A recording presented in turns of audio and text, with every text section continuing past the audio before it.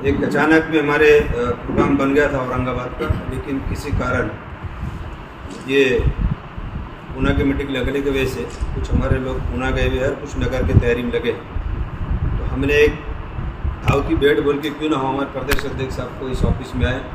पहले हम उनका सत्कार कर देते औरंगाबाद राष्ट्रवादी और महाराष्ट्र का मैं जनरल सेक्रेटरी होने के हैसियत से।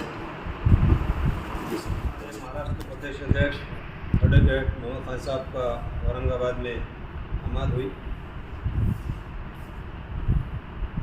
दूसरा मसला ऐसा है कि आज जिस तरह से प्रोग्राम होना चाहिए था उस तरह से नहीं हुआ। पहले तो हम खेद व्यक्त करेंगे, वजह उसकी कुछ और नहीं है, प्रदेश अध्यक्ष साहब को बात मालूम है। लेकिन चूँकि माइनॉरिटी में मैं 18 साल अध्यक्ष रहा हूँ और मेरा इतिहास पूरा निकाल के देख लेना।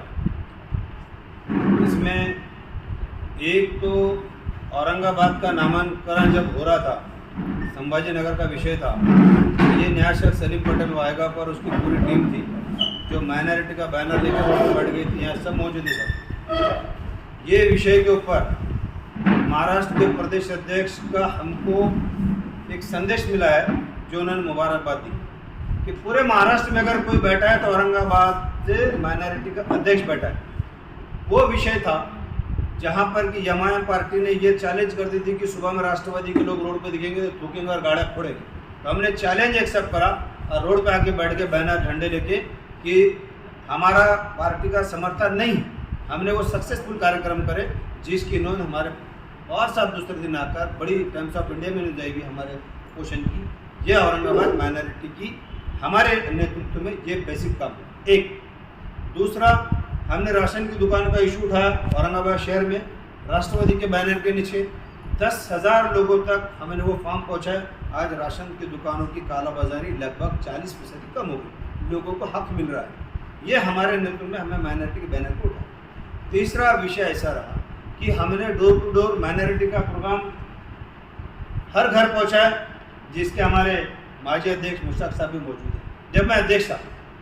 लेकिन पिछले समय में अध्यक्ष जैसी चेंज होगा, आज 2 साल लगभग हो गए, उनका आता पता कहीं भी नहीं। 12/12/2022 को माननीय पवार साहब का सालगिरह रहती, बड़े धूमधाम से मनाते पार्टी। हमने मुख बधिर स्कूल में कार्यक्रम लिए, बड़ा प्रोग्राम लिए, हमारे शहर के अध्यक्ष हाजिर में उनको बुलाए, वहाँ भी उनका पता नहीं। तो मेरा खुलकर ये बोलना है कि जब अगर ऐसा ही अध्यक्ष रहेगा तो पार्टी को क्या जरूरत है ऐसे अध्यक्ष की। पार्टी में वो अध्यक्ष होना जिसका नेटवर्क रहा, 4-10 लोग बुलाए, 4-10 लोग मानकर चले। आज लोग टूट फूट गए सब। तो मेरी दरख्वास्त है साहब, हमें कहीं खामी हो तो आपने बोल कर बता देना कि ये तुम्हें खामी है इसलिए तुमको दूर कर। हम तो चाहते पार्टी औरंगाबाद शहर मुसलमानों का एक मेजॉरिटी वाला इलाका है, माइनॉरिटी के लोग जुड़कर काम करते थे। लेकिन अब वक्त आ गया है, इलेक्शन का पीरियड सामने आ रहा है, तो ऐसे वक्त में आपने एक निर्णय लेना चाहिए और कहीं ना कहीं इसमें परिवर्तन करना चाहिए, जो कि कल आपके खांदे से खांदा लगाकर हम भी चले, हम तो आज भी चल रहे हैं, कल भी चलेंगे। ऐसा मैं आपके माध्यम से इतनी बात कहता हूँ और अपने ख्याल को याद करता हूँ। अब अध्यक्ष साहब हमारे लेट आए, हाजी मुश्ताक से आपसे दरख्वास्त करूँगा कि आपने हमारे एक थोड़ी सी रिक्वेस्ट में तमाम पदाधिकारी, तमाम पत्रकार बंधु यहाँ आए हैं। मैं तहे दिल से सबका शुक्रिया अदा करता हूँ और आपके लिए बहुत शुक्रगुजार हूँ। अल्लाह हाफ़िज़। इसी तरह से विधानसभा और आने वाले पार्लियामेंट के इलेक्शंस की तैयारी के लिए हम राष्ट्रवादी के जितने अध्यक्ष हैं, आदरणीय जयंत पाटिल साहब के अंडर में जो काम करने वाले, उनके डायरेक्शंस पे काम करने वाले, उनके निर्देश का पालन करते हुए काम करने वाले, ये पूरे महाराष्ट्र के अंदर राष्ट्रवादी कांग्रेस का तैयारी के लिए निकल पड़े हैं। उसी की एक कड़ी मैं भी हूँ। मैं छोटा सा कार्यकर्ता हूँ, पहले राष्ट्रवादी का सिपाही हूँ। मैं महाराष्ट्र का माइनॉरिटी का अध्यक्ष होने के नाते मैंने विदर्भा और अभी महाराष्ट्र मराठवाड़ा का दौरा का स्टार्ट वाशिम वगैरह से किया, विदर्भा से किया।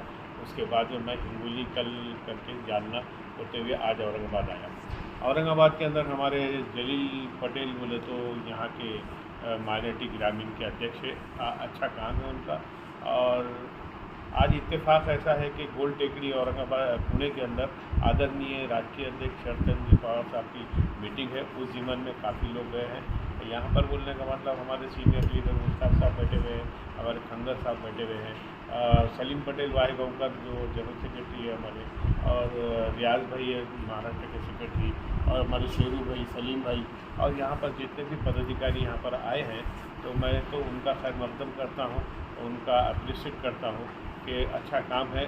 और आने वाले दिनों में हम ये चाहते हैं कि यहाँ पर शहर अध्यक्ष के लिए परिवर्तन होना चाहिए, और मैं जाने के बाद में करूँगा ज़रूर। अभी जैसे ही मैं बॉम्बे जाऊँगा, आदरणीय जयंत पाटिल साहब से उनके नोटिस में लाकर वो करेंगे हम।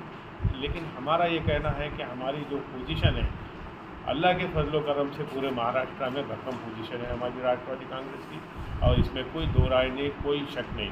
बल्कि जो सर्वे की रिपोर्ट है उस हिसाब से पूरी महाविकास आघाड़ी की पोजीशन बहुत अच्छी है। लेकिन हम पोजीशन अच्छी है बोल के घर में बैठे हुए नहीं है, हम महाराष्ट्र का दौरा कर रहे हैं, गली गली, तालुका, शहर, जिला, इस तरीके से पूरे महाराष्ट्र का हम दौरा कर रहे हैं। तो हमारा दौरा करने का मकसद यही है, जहाँ पर मुस्लिम बहुल इलाका है उस इलाके के अंदर बूथ कमेटी का गठन होना चाहिए। बहुत सारी जगह पे हो चुका है और यहाँ पर भी बहुत सारी जगह पे हुआ है, और हम ये चाहते हैं कि मुस्लिम बहुल इलाका जितने भी महानगर पालिका कॉरपोरेशन में जितने कॉरपोरेटर आते हैं या जो वार्ड आते हैं वहाँ पर जितने बूथ कमेटी होना चाहिए, उसके गठन के लिए हम निर्देश देने के लिए, बल्कि हमारे जो जिलाध्यक्ष है और हमारे सलीम पटेल वाहेगांवकर मुश्ताक साहब के गाइडेंस में, और यहाँ पर ख्वाजा भाई और जितने भी हमारे ये जो पदाधिकारी है फादर बॉडी के, उनके गाइडेंस में सब एकजुट मिलकर एक ताकत के साथ काम कर रहे हैं। इसमें कोई दो राय नहीं, और मैं उनका सराहना करता हूँ। आई अप्रिशिएट उनका काम बहुत अच्छा है। बल्कि ये बताने में कोई हरकत नहीं है, मुझसे भी ज़्यादा तजुर्बेकार लोग यहाँ पर औरंगाबाद में है। वैसे औरंगाबाद हमारी राजधानी है, और जिसको हमको बोलने का मतलब शुरू से ही बोलने, जितने भी हमारे राष्ट्रवादी के काम होते हैं ये एक सेंट्रल प्लेस के तहत मानते हैं। और आने वाले दिनों में 2 दिन का शिविर, शायद बोलने का मतलब राष्ट्रवादी कांग्रेस का अभी हाईकमान से विचार विमर्श करने के बाद में 2 दिन का शिविर हम इंशाअल्लाह जहाँ तक हो सके औरंगाबाद में ही पूरे महाराष्ट्र के राज्य कार्यकारिणी के साथ यहाँ रखने वाली है। उसमें भी हमारे मुद्दे यही है, आने वाले जो इलेक्शंस है, जो भी इलेक्शंस है, चाहे नगर पालिका हो, महानगर पालिका हो, विधानसभा हो, पार्लियामेंट हो, उसकी तैयारी हमें कर रहे हैं। लेकिन उसको भक्कम तरीके से हमारे बूथ कमेटी, जो बोलने का मतलब हमारे सिपाही माने जाते हैं आने वाले इलेक्शंस के अंदर, उनको हम ज़्यादा से ज़्यादा तैयार करके आदरणीय जयंत पाटिल साहब का जो फार्मूला है 1 मूड 10 यूथ, उसका इस्तेमाल करते हुए सारे बहुल इलाके, ये जिम्मेदारी जवाबदारी हमारे जलील पटेल की है, और ये हमारे सलीम पटेल वाहेगांवकर साहब की है। सलीम पटेल वाहेगांवकर साहब का मेरा बड़ा पुराना ताल्लुकात है। हम लोग जनता दल में थे, एट दैट टाइम मैं भी वहाँ का महाराष्ट्र का अध्यक्ष रह चुका। ये मेरे साथ कंधे से कंधा मिलाकर काम किए, काफ़ी अच्छा तजुर्बा है।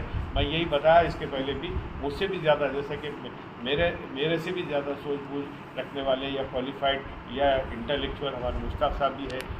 वो महाराष्ट्र की भागदौड़ संभाले वैसे भी है, वो इसमें कोई शक नहीं। एक प्रथा रहती है, एक परंपरा रहती, उस वजह से मैं महाराष्ट्र का अध्यक्ष हूँ। लेकिन मैंने अध्यक्ष बनने के बाद से लेकर अब तक के महाराष्ट्र का सेकंड दौरा या थर्ड दौरा है मेरा औरंगाबाद को। इस तरीके से पूरे ऑल ओवर महाराष्ट्र का मैंने दौरा किया। अब इसके बाद भी बोले तो मैं बॉम्बे, यहाँ से पुणे, अहमदनगर और बॉम्बे जाने के बाद पालघर वगैरह सब पूरे कोंकण के ज़िले जाने वाला हूँ, रायगढ़ वगैरह। उसके बाद मैं उत्तर महाराष्ट्र का मेरा दौरा है, तो उत्तर महाराष्ट्र में 15 तारीख के बाद में उत्तर महाराष्ट्र, वो 1 हफ्ते का दौरा है। उसी तरीके से फिर मैं पश्चिम महाराष्ट्र जाऊँगा। तो हमारा जाने का मकसद सिर्फ यही है कि हमारे जो लोग हैं जो एक्टिव है तो उनको और ज़्यादा चार्ज किया जाए, और उनको बोले तो मुस्लिम बहुल इलाका जो जिम्मेदारी और जवाबदारी हमारी है, हम ये समझते हैं, हमने माइनॉरिटी ने कभी भी बीजेपी को अपना दुश्मन हम नहीं समझे, नंबर 2 का दुश्मन समझे। नंबर 1 का दुश्मन हम एमआईएम को समझते हैं, जो ऐन वक्त पर आकर हमारे नौजवानों के ब्रेन से खेलकर उनके ब्रेन को प्रिपेयर करने का काम करते हैं, और वोट हासिल करने के अंदर वो जहाँ तक हो सके कोशिश करते हैं कामयाबी हासिल करें। लेकिन इसका जीता जाता आपके सामने सबूत है कर्नाटक के अंदर ये लोगों ने बहुत कोशिश किया, लेकिन वहाँ पर एक नहीं चली। और पूरे माइनॉरिटी वो समाज है, माइनॉरिटी के अंदर सिख हमारे भाई आते हैं, क्रिश्चियन भाई आते हैं, पारसी भाई आते हैं, जैन भाई आते हैं, नवबुद्ध भाई आते हैं, 6 कम्युनिटीज़ इसके अंदर आते हैं। तो मेरा मकसद और ड्यूटी यही है कि माइनॉरिटी के सेंट्रल गवर्नमेंट से और स्टेट गवर्नमेंट से जो भी फंडिंग आती है, जो भी बोलने का मतलब उनके लिए स्कीम्स आते हैं, वो ये तमाम जो हमारी कम्युनिटी है माइनॉरिटी की, उन तक पहुंचाने का काम है। बहुत हद तक के मैंने जब हमारी सत्ता थी जब भी काम किया हो और बहुत सारे लोगों को फाइनेंशियल एड पहुंचाने में मुझे कामयाबी मिली है। और आने वाले दिनों में भी और आज भी जो सरकार है उससे बोलने का मतलब हम पाठ पुरावा करके हमारे माइनॉरिटी के जो लोग हैं, जैसे बहुत सारे बेकार नौजवान हैं, बेकारी का मसला है, किसानों का मसला है, बिजली पानी सड़क इसका मसला है, और हमारे लड़कियों की स्कॉलरशिप का मसला है, बच्चों की स्कॉलरशिप का मसला है, और नौजवान जो बेकार है उनको कॉन्ट्रैक्टरशिप है, काम मुहैया कराने का काम है। जितना हो सकता है माइनॉरिटी समाज के लिए, माइनॉरिटी के तमाम घटक दल के लिए मैं बोलने का मतलब वादा करता हूँ कि आने वाले दिनों में और आज से ही बोलने का मतलब उनके लिए जो जो स्कीम्स का बेनिफिट दिला सकते हैं वो दिलाने के लिए मैं पूरी कोशिश कर रहा हूँ। मेरी टीम है, यहाँ सलीम पटेल वायगांवकर है, हमारे मुश्ताक साहब है, खाजा भाई है, हमारे रियाज अहमद है, और हमारे सलीम भाई है, और शेरू भाई है। ये तमाम की टीम के साथ कैसा है कि एक अकेले से कुछ नहीं होता, ये बोलने का मतलब टीम वर्क है। उस टीम का मैं हिस्सा हूँ, इनके टीम का मैं हिस्सा हूँ, मेरे टीम के वो हिस्सा नहीं है, इनकी टीम का मैं हिस्सा हूँ। और कार्यकर्ता नेता को बनाता है, और कार्यकर्ता की वजह से नेता वजूद में आता है, नेता की ताकत बढ़ती है, और नेता बोले तो काम करने की क्षमता रखता है, वो कार्यकर्ता की ताकत है। तो हम कार्यकर्ता को चार्ज करना और कार्यकर्ता जो स्पीड से काम कर रहे हैं उनको ज़्यादा एक्टिवेट करना, और उनको बोलने का मतलब एक्टिव कर राष्ट्रवादी जो आने वाले इलेक्शन है उसके अंदर ज़्यादा से ज़्यादा सीट नगर पालिका, महानगर पालिका, आने वाले विधानसभा के अंदर जिताने के लिए हम वचनबद्ध है, और उसी के लिए हम काम कर रहे हैं। आज बोलने का मतलब कर्नाटक के अंदर गवर्नमेंट देखिए, माइनॉरिटी वो समाज है, माइनॉरिटी वो तबका है, जिधर जाता है वहाँ पर सत्ता की परिवर्तन हो जाता है। हम बोलने का मतलब हमने जो भी निर्णय लिया है या माइनॉरिटी समाज जो निर्णय लिया है तो उसको बोलने का मतलब तमाम जितने भी सत्ता दल के लोग हैं वो बोलने का मतलब वेलकम करते हैं। लिहाजा हमारा पूरा भरपूर टाइट हमारी महाविकास आघाड़ी की है, और आने वाले दिनों में इंशाल्लाह यहाँ कामयाबी के साथ आपको नुमाया रिजल्ट नज़र आएंगे। इसमें कोई शक नहीं, कोई शंका नहीं। इतना कहते हुए मैं अपने 2 लफ्ज़ ख़त्म करता हूँ। जय हिंद, जय महाराष्ट्र, जय राष्ट्रवादी का। और सबसे बड़ी तकलीफ किसी को हुई तो माइनॉरिटी समाज। अब हाल ही में केंद्र सरकार ने स्कॉलरशिप बंद कर दी, तो उसके लिए माइनॉरिटी अध्यक्ष हैं आप महाराष्ट्र के, आज तकरीबन गरीब लोग माइनॉरिटी में जो आते थे वो स्कूल की फीस नहीं भर पा रहे, तो आप उसके लिए क्या करें? क्यों विरोधी पक्ष जो है तो कमज़ोर पड़ गया है, ऐसा कहे? नहीं, कमज़ोर नहीं पड़ा। देखिए, जैसे हमको स्कॉलरशिप की जरूरत भी है, इसकी कार्रवाई हमने आदरणीय नाथ शिंदे जी से और फडणवीस साहब से इस बारे में डिस्कस मेरा हो चुका है, और इसके ऊपर वो जल्द से जल्द बोलने का मतलब कार्रवाई करने का आश्वासन दिए है, और इंशाल्लाह आने वाले दिनों में वो काम हो जाएगा इंशाल्लाह। पूरा 1 साल होने को आ रहा है, और ऐसी कोरोना काल में नहीं, हम खामोश नहीं बैठे। उद्धव ठाकरे साहब जब मुख्यमंत्री थे उन्होंने कहा था कि स्कूल की फीस की आप फिक्र मत करो, सरकार अपनी तरफ से भरेगी, लेकिन सरकार ने भरी नहीं क्योंकि कोर्ट में केस हट चुके हैं और स्कूल वाले केस जीत चुके हैं। लेकिन अब अगर माइनॉरिटी की भी अगर फीस ना मिले, माइनॉरिटी को अगर से पैसा नहीं मिलता है गवर्नमेंट के तरफ से, तो ऑलरेडी वो फीस जो है तो लोगों के ऊपर रुकी हुई है, और इसके भरोसे पे ये मिलेगा केंद्र सरकार ने वो मतलब चारों तरफ से अगर किसी का नुकसान हो रहा है देश में तो माइनॉरिटी का हुआ, तो विरोधी पक्ष क्या कर रहा है?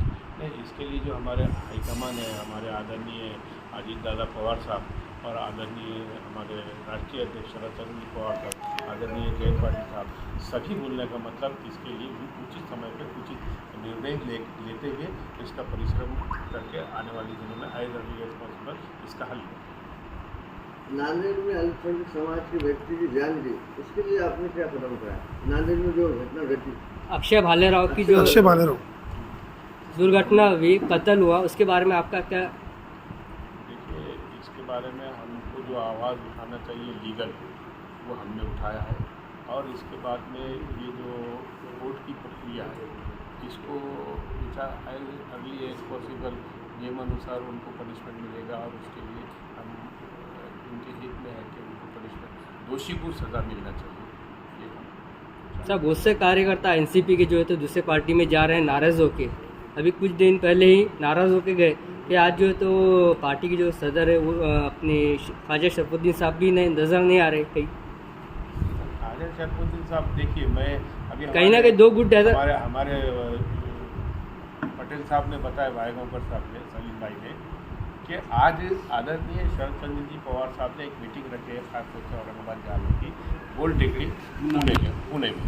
तो बहुत सारे हमारे कार्यकर्ता वहाँ गए, लेकिन जितने भी हमारे सेल के फंडल के जो अध्यक्ष हैं पूरे महाराष्ट्र घूम रहे हैं, अपने अपने लेवल के ऊपर काम कर रहे हैं। उसी तरीके से मेरा एक औरंगाबाद का दौरा तय हुआ, तो जाहिर है सबकी सब प्रेजेंसी नहीं लगा सकते, कुछ लोग वहाँ भी जाना ज़रूरी था, इसलिए हमारे ख्वाजा भाई वगैरह सब वो लोग वहाँ गए। हमारे सीनियर लीडर मुश्ताक साहब है ना यहाँ पर, मुश्ताक साहब सबके सब one can not to satisfied आप, तो ये बात है। और सब उधर भी गए हैं और मेरे पास भी अभी आए हैं।